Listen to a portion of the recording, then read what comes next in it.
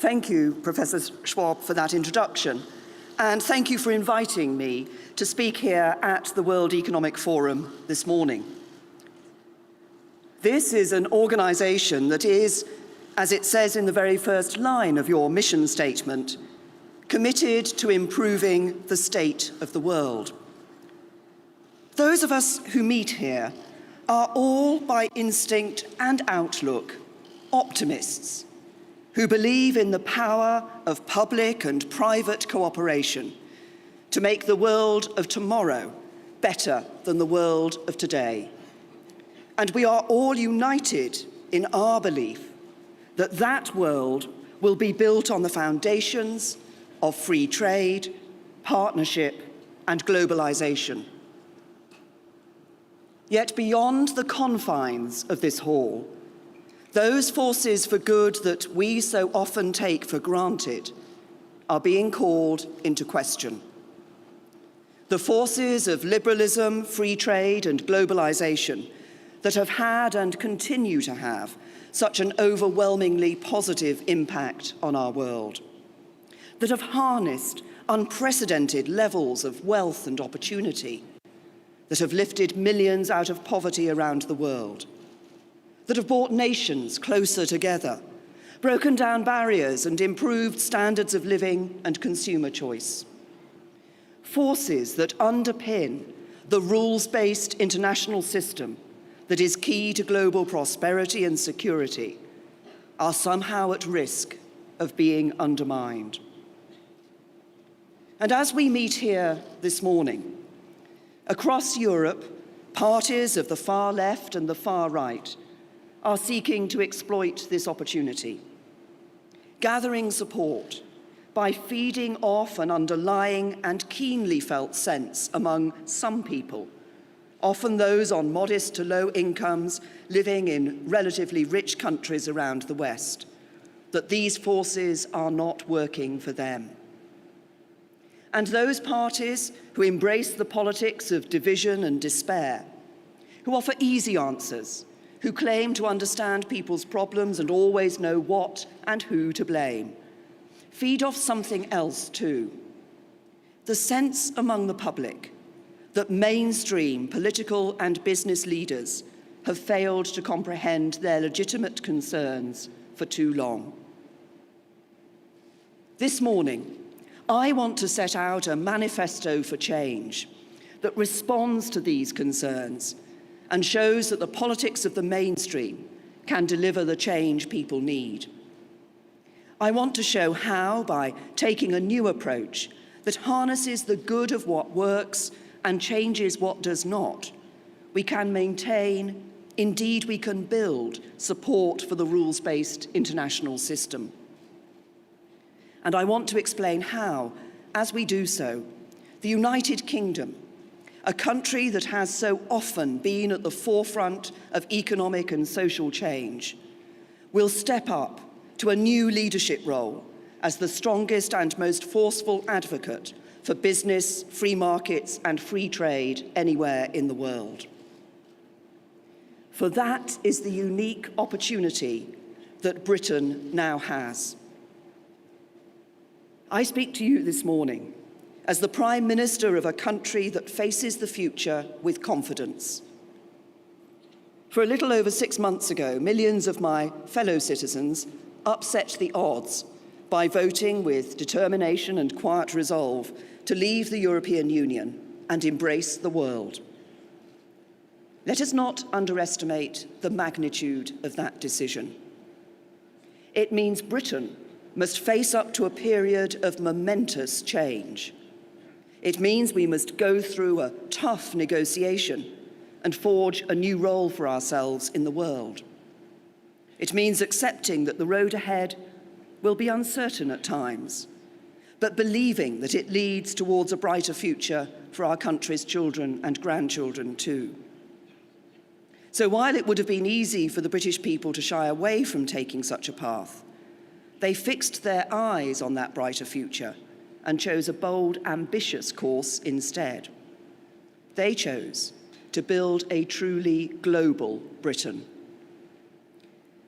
I know that this and the other reasons Britain took such a decision is not always well understood internationally, particularly among our friends and allies in Europe. Some of our European partners feel we've turned our back on them, and I know many fear what our decision means for the future of the EU itself.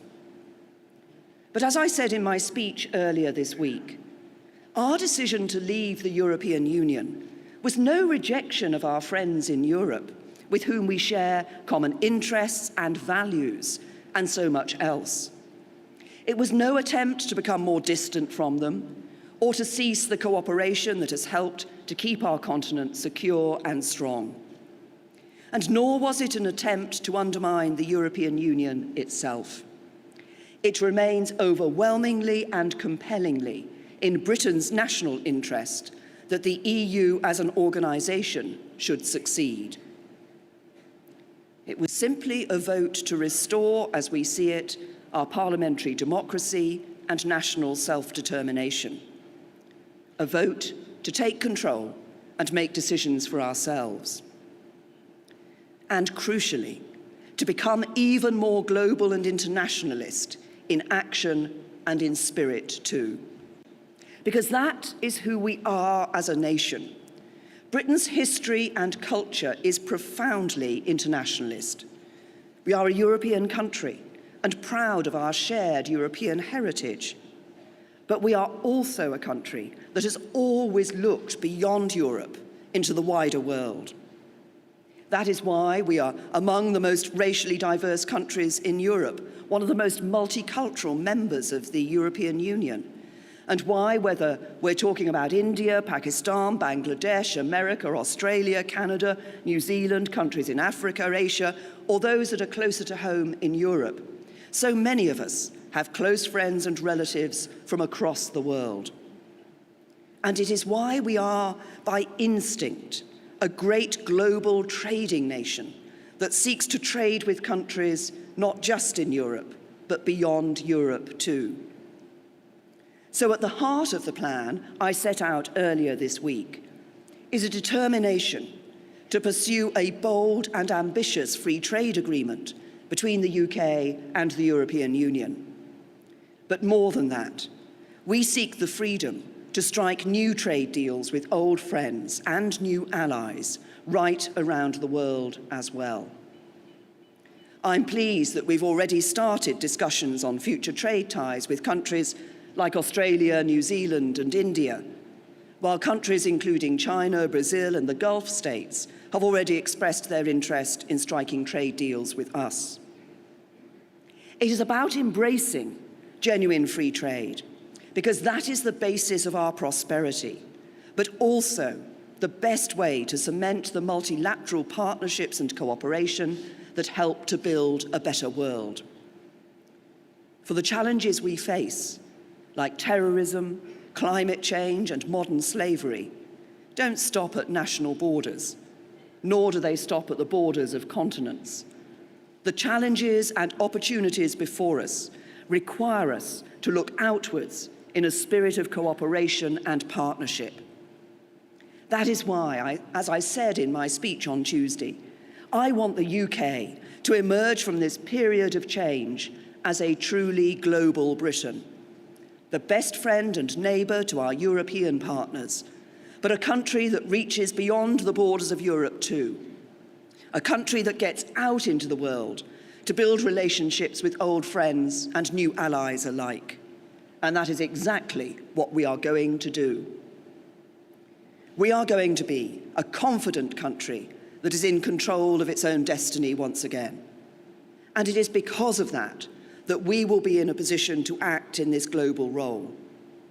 Because a country in control of its own destiny is more, not less able to play a full role in underpinning and strengthening the multilateral rules-based system.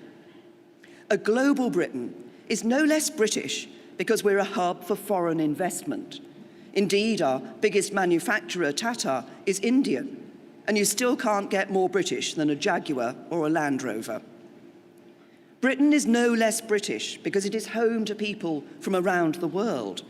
In fact, We derive so much of our strength from our diversity. We are a multiracial, multi-ethnic, multi-faith democracy, and we're proud of it. And Britain is no less British because we've led the way in multilateral organisations like the UN, NATO, IMF, and the World Bank over many years. Membership of these bodies magnifies all their members' ability to advance the common goods of peace, prosperity, and security. I believe strongly in a rules-based global order. The establishment of the institutions that gave effect to it in the mid-20th century was a crucial foundation for much of the growing peace and prosperity the world has enjoyed since. And the tragic history of the first half of the last century reminds us of the cost of those institutions' absence. The litany of follies of that time are mistakes that we should never forget and never repeat. So we must uphold the institutions that enable the nations of the world to work together, and we must continue to promote international cooperation wherever we can. One example of that is modern slavery, a scourge of our world, which we can only defeat if we work together, changing attitudes, rooting out such abhorrent practices, and prosecuting the perpetrators. That is why at Davos this year, I've convened a high-level panel discussion to continue our coordinated effort to save those many lives which are tragically being stolen.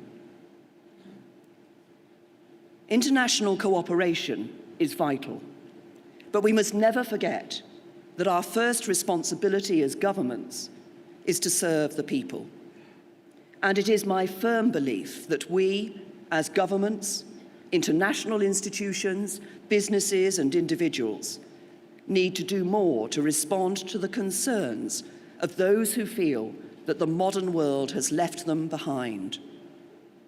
So in Britain, we have embarked on an ambitious programme of economic and social reform that aims to ensure that as we build this global Britain, we are able to take people with us. A programme that aims to show how a strong Britain abroad can be a better Britain at home. Because talk of greater globalisation can make people fearful. For many, it means their jobs being outsourced and wages undercut. It means having to sit back as they watch their communities change around them. And in their minds, it means watching as those who prosper seem to play by a different set of rules, while for many, life remains a struggle as they get by, but don't necessarily get on. And these tensions and differences are increasingly exposed and exploited through the expansion of new technologies and the growth of social media. But if we are to make the case for free markets, free trade, and globalization, as we must, those of us who believe in them must face up to and respond to the concerns people have. And we must work together to shape new policies and approaches that demonstrate their capacity to deliver for all of the people in our respective countries. I believe this challenge demands a new approach from government, and it requires a new approach from business too.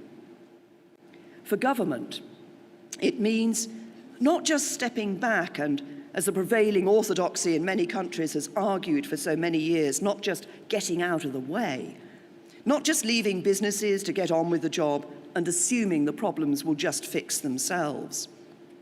It means stepping up to a new active role that backs businesses and ensures more people in all corners of the country share in the benefits of its success.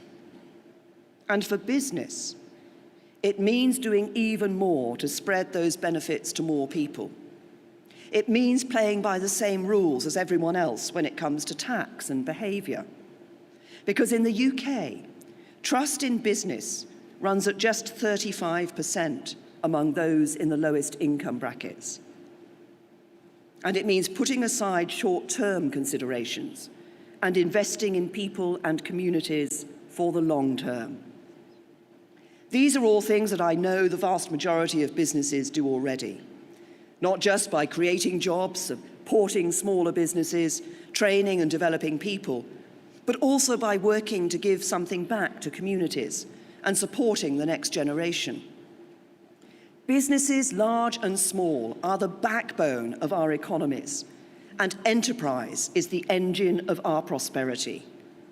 That is why Britain is and will always be open for business, open to investment in our companies, infrastructure, universities and entrepreneurs, open to those who want to buy our goods and services, and open to talent and opportunities, from the arts to technology, finance to manufacturing.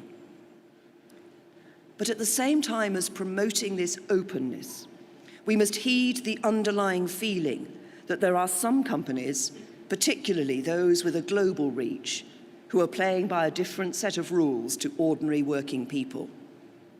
So it is essential for business to demonstrate leadership, to show that in this globalized world, everyone is playing by the same rules, and that the benefits of economic success are there for all our citizens. This work is absolutely crucial if we are to maintain public consent for a globalized economy and the businesses that operate within it. That is why I have talked a great deal about our country delivering yet higher standards of corporate governance to help make the UK the best place to invest of any major economy. That means several things. It means businesses paying their fair share of tax, recognising their obligations and duties to their employees and supply chains, and trading in the right way. Companies genuinely investing in and becoming part of the communities and nations in which they operate, and abiding by the responsibilities that implies. And all of us taking steps towards addressing executive pay and accountability to shareholders. And that is why I welcome the World Economic Forum's Compact for Responsive and Responsible Leadership that businesses are being asked to sign up to at this conference. It is this change, setting clear rules for businesses to operate by, while embracing the liberalism and free trade that enable them to thrive, which will allow us to conserve the ultimate good that is a globalized economy. I have no doubt at all about the vital role business plays, not just in the economic life of a nation, but in society too. But to respond to that sense of anxiety people feel, I believe we, business and government working together, need to do even more to make the case. That is why in Britain, we're developing a new modern industrial strategy. The term industrial strategy has fallen into something approaching disrepute in recent years, but I believe such a strategy that addresses the long-standing and structural weaknesses in our economy is essential if we are to promote the benefits of free markets and free trade as we wish. Our strategy is not about propping up failing industries or picking winners, but creating the conditions where winners can emerge and grow. It is about backing those winners all the way to encourage them to invest in the long-term future of Britain, and about delivering jobs and economic growth to every community and corner of the country. We can't leave all this to international market forces alone, or just rely on an increase in overall prosperity. Instead, we have to be practical and proactive. In other words, we have to step up and take control to ensure that free trade and globalization work for everyone. At the same time, we have embarked on an ambitious agenda of social reform that embraces the same principles: active, engaged government that steps up and works for everyone. Because if you're someone who's just managing, just getting by, you don't need a government that will get out of the way. You need an active government that will step up and champion the things that matter to you. Governments have traditionally been good at identifying, if not always addressing, the problems and challenges faced by the least advantaged in our societies. However, the mission I have laid out for the government I lead, to make Britain a country that works for everyone, goes further. It is to build something that I have called the shared society, one that doesn't just value our individual rights, but focuses rather more on the responsibilities we have to one another, that respects the bonds that people share, the bonds of family, community, citizenship, and strong institutions, and that recognises the obligations we have as citizens, obligations that make our society work. It is these bonds and obligations that make our society strong and answer our basic human need for definition and identity. And I am absolutely clear that it is the job of government to encourage and nurture the relationships, networks, and institutions that provide that definition, and to correct the injustice and unfairness that divides us wherever it is found. Too often today, the responsibilities we have to one another have been forgotten as the cult of individualism has taken hold. And globalization and the democratization of communications has encouraged people to look beyond their own communities and immediate networks in the name of joining a broader global community.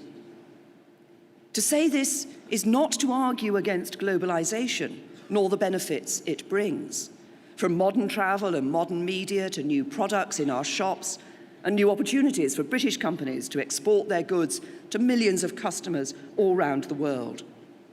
But just as we need to act to address the deeply felt sense of economic inequality that has emerged in recent years, so we also need to recognise the way in which a more global and individualistic world can sometimes loosen the ties that bind our society together, leaving some people feeling locked out and left behind. I am determined to make sure that centre-ground mainstream politics can respond to the concerns people have today.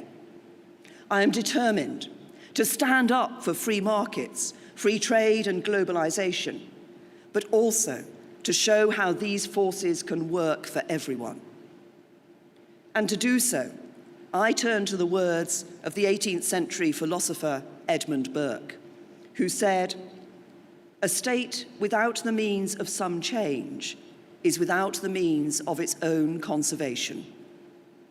That great conservative principle, change in order to conserve, is more important than ever in today's complex geopolitical environment. And I feel it is of huge relevance to those of us here in Davos this week. And it is the principle that guides me as I lead Britain through this period of change, as we build a new, bold, confident global Britain and shape a new era of globalization that genuinely works for all. As we harness the forces of globalization so that the system works for everyone, and so maintain public support for that system for generations to come. I want that to be the legacy of our time. To use this moment to provide responsive, responsible leadership that will bring the benefits of free trade to every corner of the world, that will lift millions more out of poverty and towards prosperity, and that will deliver security, prosperity, and belonging for all of our people. Thank you.